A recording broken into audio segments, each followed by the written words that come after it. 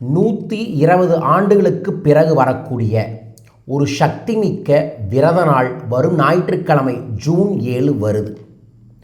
கோதுமை, செம்பருத்திப்பூ, ஒரு சொம்பு நீர், அதற்கு அப்புறம் ஒரு நெய் விளக்க நான் சொல்கிற பரிகாரத்தோடு செஞ்சீங்கன்னா ஞாயிற்றுக்கிழமை காலையில் 6 மணிலேருந்து 7 மணிக்குள்ளே சூரிய ஹோரையில் செய்வதன் மூலமாக உங்களோட வேலை, தொழில், செல்வம், அரசு துறை சார்ந்து, தலைமை பண்பு சார்ந்து ஒரு மேஜிக் நிச்சயமாக உங்களுக்கு ஏற்படணும்னு நினைக்கிறவங்க சன் அப்படின்னு கமெண்ட் பாக்ஸில் மென்ஷன் பண்ணி லைக் பண்ணி ஷேர் பண்ணி சப்ஸ்கிரைப் பண்ணிவிட்டு இந்த பதிவை பாருங்கள். அருட்பெரும் ஜோதி ஆண்டவரின் அருள் அனைவருக்கும் கிடைக்க வேண்டுமென மனமாற பிரார்த்திக்கின்றேன். வாழ்க. ஒவ்வொரு தனி ஒரு மனிதனுமே சூரியனின் ஆளுமையில் தான் நம்ம இருக்கோம். அந்த சூரிய பகவான் ஞாயிற்றுக்கிழமை நாளில் அவரோட ஆதிக்கம் அதிகமாக இருக்கும். அந்த நாளில் வரக்கூடிய சப்தமியை, அதுவும் வைகாசி சப்தமியை ஆனி மாத சப்தமி என்று சொல்வார்கள். அந்த தினத்தில் நம்ம சூரிய பகவானை வழிபாடுகள் செய்வதன் மூலமாக சூரியன் நவகிரகங்களின் நாயகன். அதுபோல் சூரியன் வழிபாடுகளை செய்வதன் மூலமாக அரசு துறையில் இருக்கிறவங்க, அரசியல் துறையில் இருக்கிறவங்க, வேலை செஞ்சுட்டு இருக்கிறவங்க, பிஸ்னஸ் செஞ்சுக்கிட்டு இருக்கிறவங்க, குடும்பத்தின் தலைவராக இருக்கிறவங்க அனைவருக்குமே ஒரு பெரிய வெற்றி பெறும்.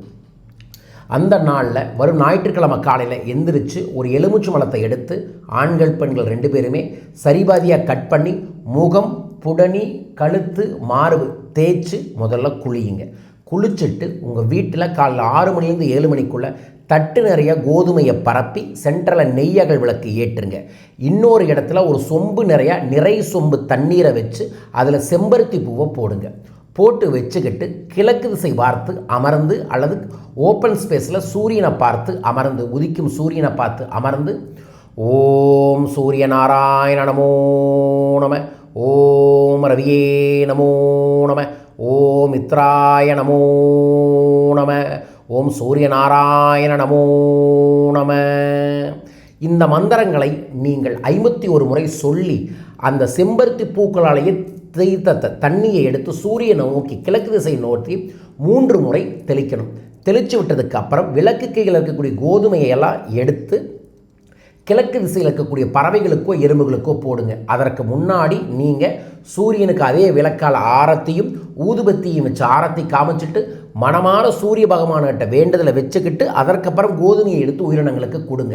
இதை வரும் ஞாயிற்றுக்கிழமை செஞ்சுட்டு வாய்ப்பு இருந்தால் அநாத ஆசிரமங்களுக்கு ஒரு 5 கிலோ கோதுமையை தானம் தந்து பாருங்கள். 100% நல்லது நடக்கும். உங்கள் வாழ்க்கையில் ஒரு பெரிய சேஞ்ச் இமிடியட்டாகவும் நடக்கலாம். நடக்க வேண்டுமென பிரார்த்தித்து உங்களுக்காக பதிவு செய்கிறேன். பயன்படுத்தி கொள்ளுங்கள். வாழ்க. வரும் சனி, ஞாயிறு, திங்கள் சென்னையில் என்னை சந்திக்கலாம்.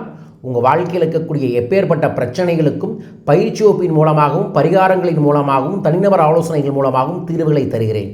என்னை சந்திக்க பயிற்சி வகுப்பில் கலந்து கொள்ள கீழே இருக்கக்கூடிய தொலைபேசி எண்களில் தொடர்பு கொள்ளுங்கள்.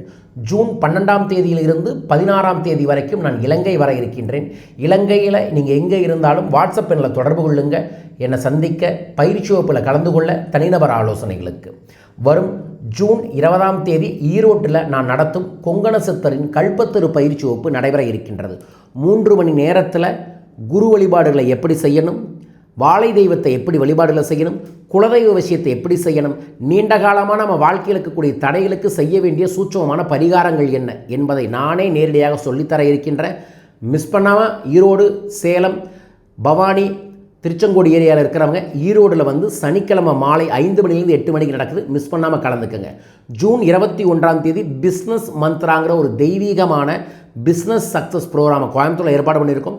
மிஸ் பண்ணாமல் அனைவரும் வந்து கலந்து கொள்ளுங்கள். மீண்டும் ஒரு அற்புத பதிவில் உங்களை சந்திக்கின்றேன். வாழ்க.